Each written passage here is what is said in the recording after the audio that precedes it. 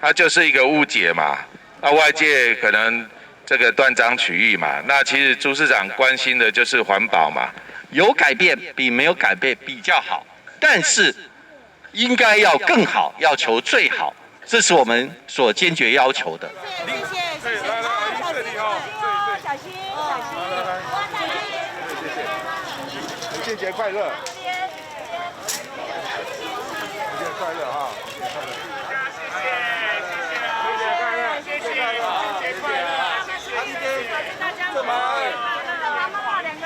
！2个呀，还有8出来投票哈。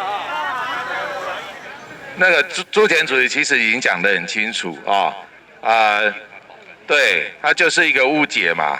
那外界可能这个断章取义嘛。那其实朱市长关心的就是环保嘛，而且也都支持我们环保团体的努力嘛。那蔡政府自己事先不做好沟通说明。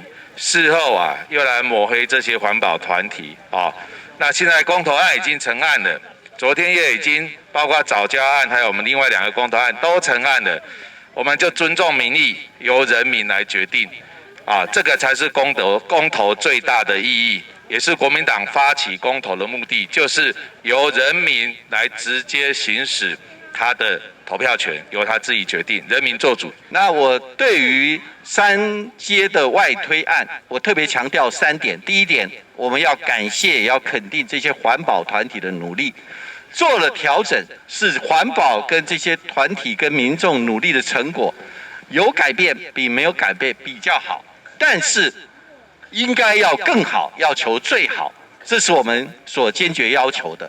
另外很重要的就是执政党为什么不早一点沟通，而造成这么严重的冲突？未来希望执政党继续要努力的找出最好的方案，我们在野党要能够强力的监督，就是我的立场，没有什么好被断章取义的。第一个，我们绝对不是对手，我们是共同努力合作的伙伴。我们今天大家都是国民党团队的一份子。不是只有我们3位，还有赵董事长，还有郝市长，还有每一位，我们都还有各位委员，我们都是共同团队的一份子。我们等一下分工合作，一起让母亲节快乐，让大家能够共同支持我们的食安。我们有吃力吃饭，有。他在考虑嘛，他自己决定的，我不能替他讲什么。我不能讲，我不能讲，因为这是他的，他要自己宣布，我不能帮他宣布，我不是他的代言人不是他代言人。那让你也紧张了，最后一题了啦。你说什么？